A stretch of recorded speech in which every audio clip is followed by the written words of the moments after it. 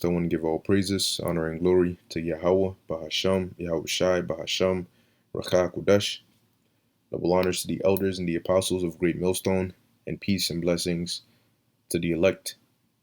All right, I was going through a couple of these headlines from various news sites, and I have a few here.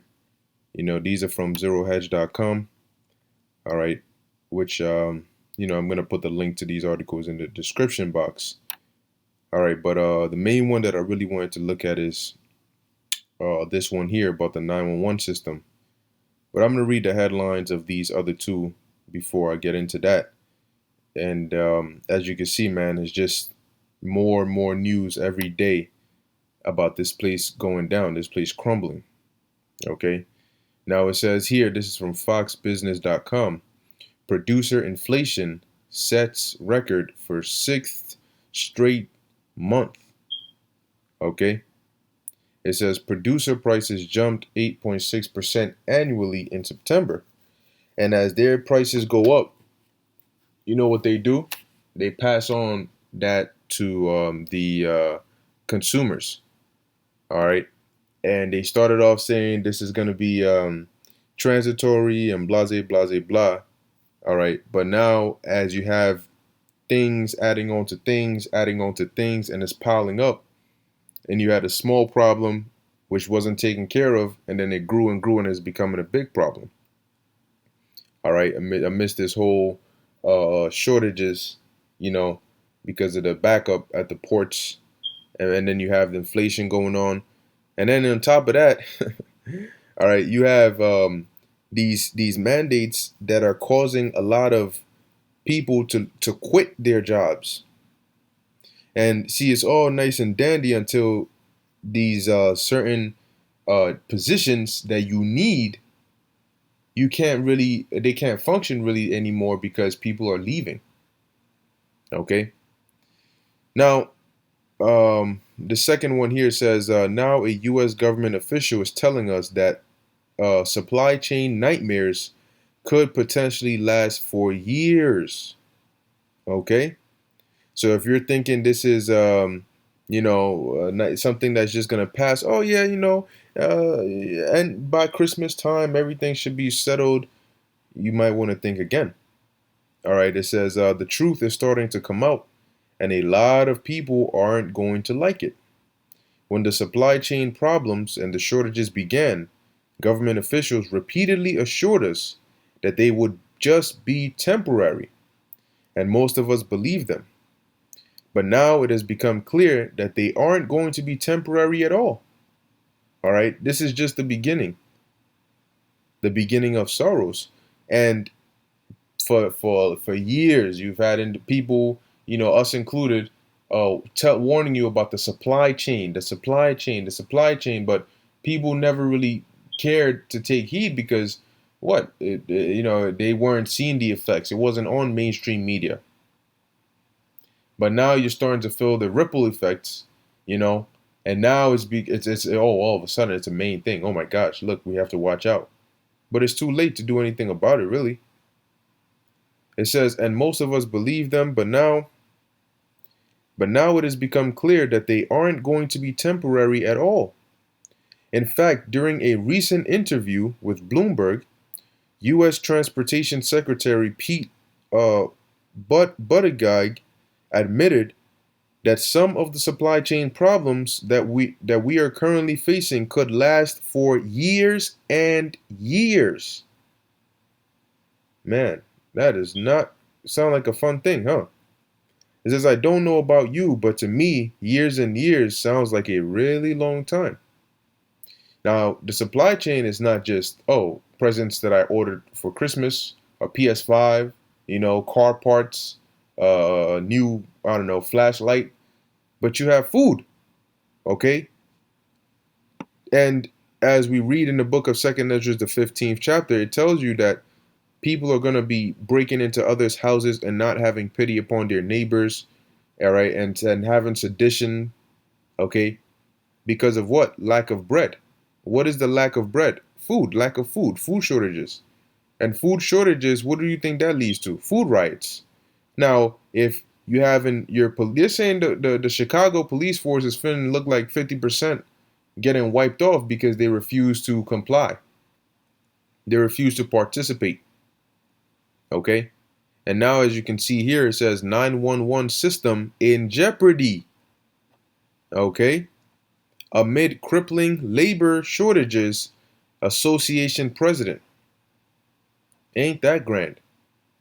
So, what you're starting to see, it's looking like the countdown to the announcement of the purge.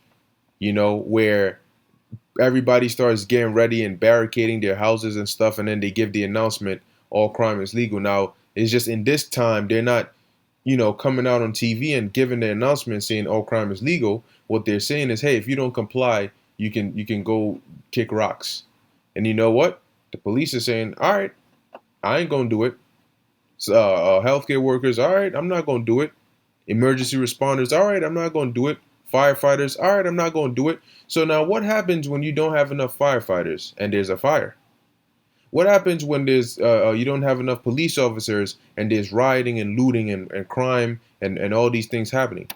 What happens when, because of all this chaos, people are getting hurt left and right and they're being rushed to the ER and there's not enough people to take care of them yet? Or better yet, in order for them to be rushed to the ER, these first responders, you don't have enough of them. Does that not sound like a purge-like situation? Does that not sound like hell breaking loose?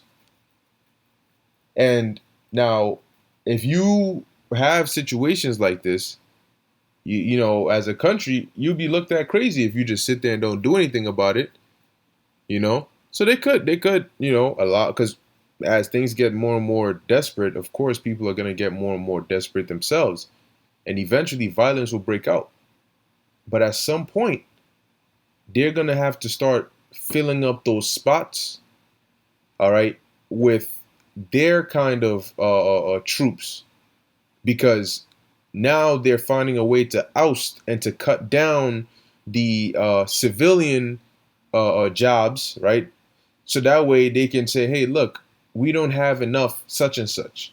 So instead of having to deal with insubordinate police officers or ones who don't want to follow our, rules to save lives, we'll just have a national police force, or we'll just bring in peacekeeping troops because it's getting so violent over here and we don't have enough men to handle it. Just a possibility. Nevertheless, it says here, an emergency medical service, EMS, group has issued a warning about a U.S.-wide shortage of workers that could imperil the 911 system in some places. And in most cases, or in some cases, the 911, calling 911 is like a get out of jail free card for a lot of, some people. A woman does something crazy and she says, touch me, I dare you, I'm gonna call the cops. Now you call the cops and ain't nobody coming, and people start realizing that, and then they start getting into certain situations and they don't care because they know by the time you call the police, they're gone, if the police even arrive. Okay? So this place is crumbling right before our eyes. Right? The oh so great America, look at where it's at now. And it's headed right into hyperinflation. And you think things are bad now. Wait till the winter comes and everybody's turning on their heater and their prices are skyrocketing and you're having malfunctions here and there, and then they're telling you we didn't expect this to happen, and oh my gosh, and well, let's wait and see. So it says this has been a problem that has been developing over several years because of chronic underfunding shortfalls from Congress for ambulance services, but certainly during the pandemic, things have hit a crisis level. American Ambulance Association President Sean Bayard told Fox News on October 10th. It says, in recent months, we have seen a tremendous amount of workforce attrition, and schools had shut down paramedic training institutions and stopped graduating new students for the last year. So we're suddenly in a severe shortfall. And man, oh man, and these criminals, they seeing that, they're like, look, you're putting us in a desperate position, but at the same time, you're not. It's like you're taking down your barricades. Almost sounds as though it's orchestrated, right? His organization sent a letter to the House and Senate leadership saying the EMS system is facing and crippling workforce shortage, noting it's a long-term problem that has been building for more than a decade. The labor shortage, the letter warned, may undermine the 911 emergency system and deserves congressional attention. But chances are they're not really going to pay mind to it until it just breaks down. But let's wait and see. In a study released by the group's 2019 Ambulance Industry Employee Turnover Study, the turnover of paramedics and EMTs was 20% to 30%. That number has increased since the 19 demic started last year. Oh, now it says here, when you take a system that was already fragile and stretched, it says and stretched it because you didn't have enough people entering the field, then you throw a public health emergency and all the additional burdens that it put on our workforce, as well as the labor shortages across the entire economy, and it really has put us in a crisis mode. So you have a already fragile system. You already stretched it as it is being fragile because you didn't have enough people, and now you threw on a public health emergency, and now you're having labor shortages. So get ready to soon you call 911 and there ain't gonna be no 911. We've been saying that for years. You know, you call and you might be you might not get anybody to pick up. They just tell you, look, you just gotta deal with it. Start taking martial arts classes and start taking defense classes so you can defend yourself because we're not gonna make it there in time. All right, we're probably not even gonna answer the call, so don't bother. Hey, they a few months back they were saying it. They were telling people, I forgot what state exactly, but they were saying, look, if you getting robbed, just give them what they want, because just do it, just comply with them, because don't we're not really gonna be able to make it there in time, whatnot. So your safest bet is just to comply with the criminals. Oh boy, this place is a joke. Now it says the V mandates may contribute to shortage. In some areas, the V mandates have contributed to EMS shortages, officials said. So you have flight attendants, pilots, police officers, healthcare workers, firefighters, first emergency first responders, doctors, teachers, and as it affects more and more people, you're gonna have these so-called pillars of society that keep certain sectors in society running. You're gonna have them start to cripple. Okay. Now it says, Julie Kaiser, the town manager of Waldoboro, Maine, told News Center, Maine, that the V mandate has contributed to the loss of first responders. I think part of the problem is everybody thought workers would conform because nobody wants to lose their job. But when you look at the rate of pay for emergency workers, they can make more delivering packages than patients. So, instead of realizing that, they said, nah, we're gonna make it even harder for you. You're tempted to leave already because the pay is not that good, but we're gonna make it even harder for you. Good luck with that.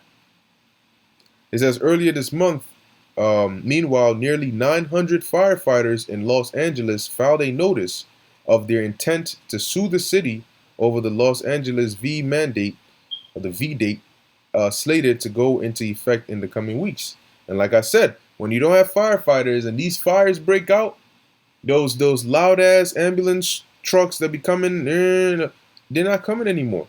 The fire is burning and burning and burning. They're like, yo, somebody call 911. We did call 911, but ain't nobody coming. The claims will be filed. Yep, so on and so forth.